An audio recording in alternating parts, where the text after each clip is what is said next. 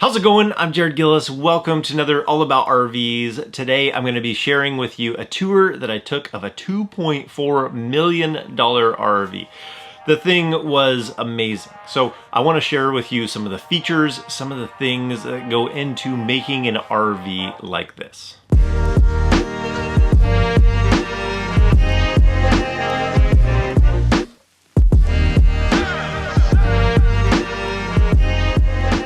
Now, to start off, when we're looking at an RV like this, it was a lot of fun getting a tour because while this might be all about RVs, this is definitely a different league of an RV. So ours, if this is a $2.4 million RV that we're looking at today, ours is like a 2.37 million less than this RV. And so while I couldn't afford this RV, I can definitely appreciate it and enjoy looking at it for what it is. So this is a Millennium Luxury Coach at 45 feet long. The gross vehicle weight rating is 56,000 pounds, and their motto is power, beauty, function, and precision. You'll see that throughout everything they do in the RV, from the amazing equipment and technology they put in those bays and the supporting infrastructure down inside the chassis that goes into the interior to give you an experience that's not like your typical RV out there. So just about everything that you see is custom made and customizable. So if somebody's buying an RV,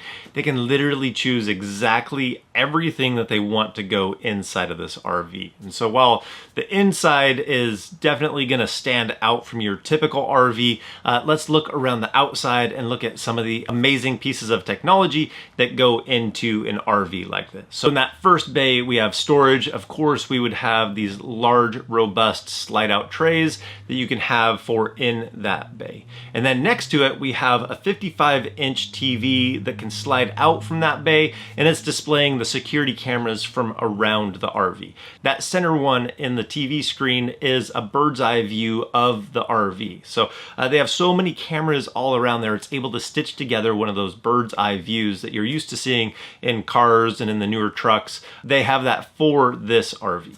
Now this is where we can see some of that tech being introduced into this RV. This is the Savant interface. So whatever is displayed on that screen, you have complete control over. You can use your iPad to control that. You can use it to control the lights, the temperature, everything can be controlled through these iPads. So you're gonna see that theme throughout all this, as everything is gonna be right at the fingertips of whoever's going to own this coach. Now that next bay over has a lot of our electrical infrastructure in there. So our AC breakers, our DC breakers, some of the equipment we can't see in there right now. There's 8 AGM 4D batteries, that is a very, very large battery bank, but they also have 4 inverters back there behind there, 4 3,500 watt inverters. So large battery bank, very large inverter setup.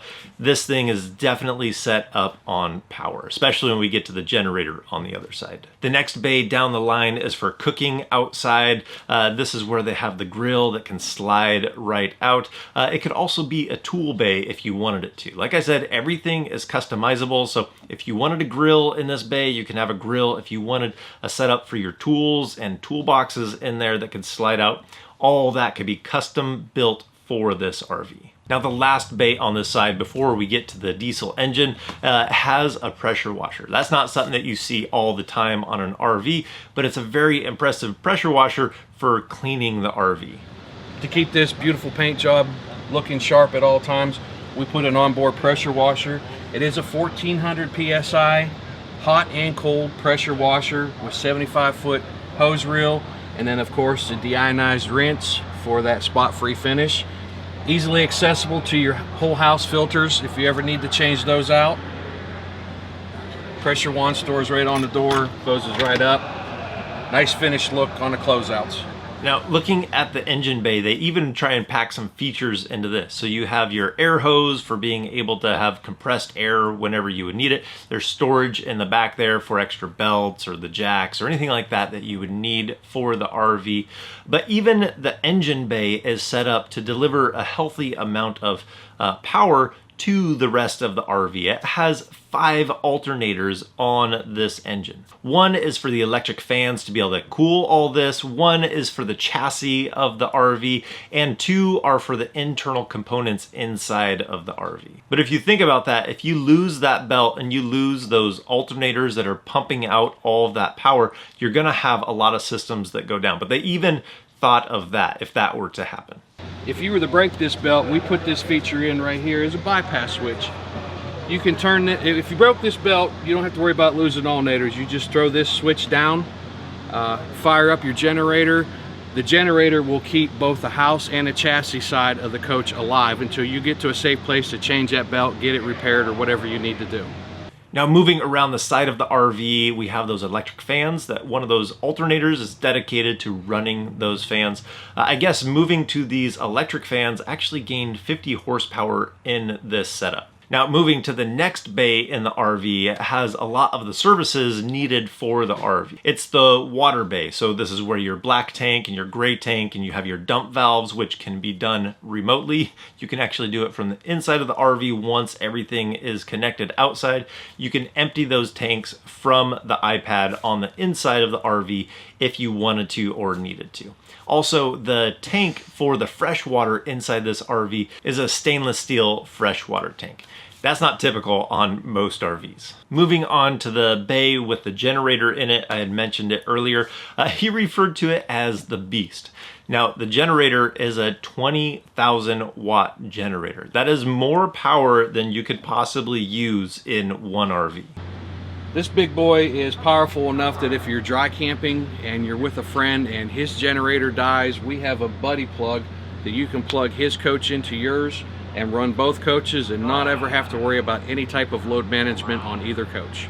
It's definitely an understatement to say that this RV is set up on power, but it also is set up with hot water. It has endless hot water. This is something that a lot of Class A's do have, but this is the Aqua Hot system, and it is the top of the line. This is another big boy we put on the coach. This thing has a 220 element, it has a 110 element, the diesel burner, as well as an engine loop, and it also provides the toe kick heaters heat throughout the coach. Very robust. If you can keep water in the tank going to it, it's going to keep you supplied in hot water.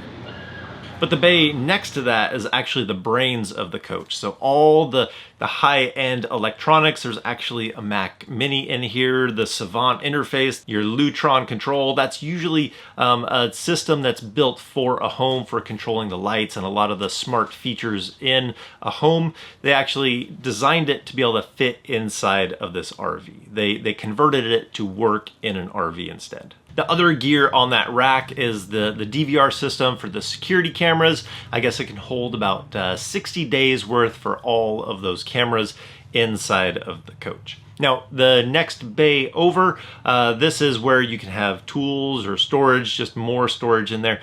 Some people that go full time, they'll actually have them line that storage area with cedar, put in some rods for clothes in there, and then you can have extra clothes storage in there for if it's winter, you can have your summer clothes in there, or summer, you could have your winter clothes in there.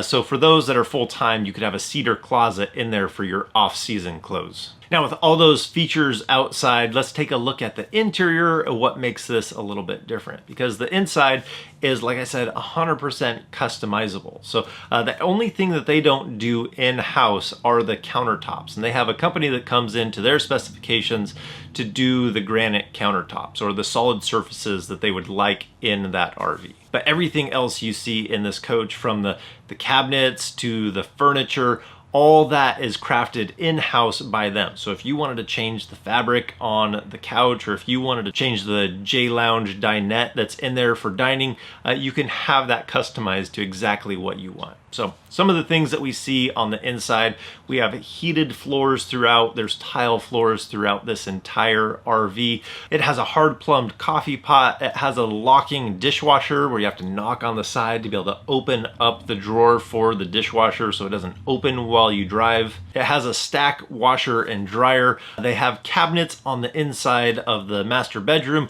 to be able to have his and her laundry hampers in there. It has an intercom system from the bed led to the front door. So if somebody was knocking on the door, you can see who's over there, like a Ring doorbell, but built into the RV. So you can just look over, press a button, and see exactly who is at the front door of your RV. There's actually so many things to try and list in here. It really comes down to they design it to be as luxurious as they can and customizable for the people that want an RV like this. So this one is a bath and a half, pretty self-explanatory layout. You have the master bedroom, and then you have the main living area. But I do have to say, the thing that I enjoyed the most is seeing all the technology and gear that they put into an RV like this. This is definitely a different niche than the rest of the RV industry.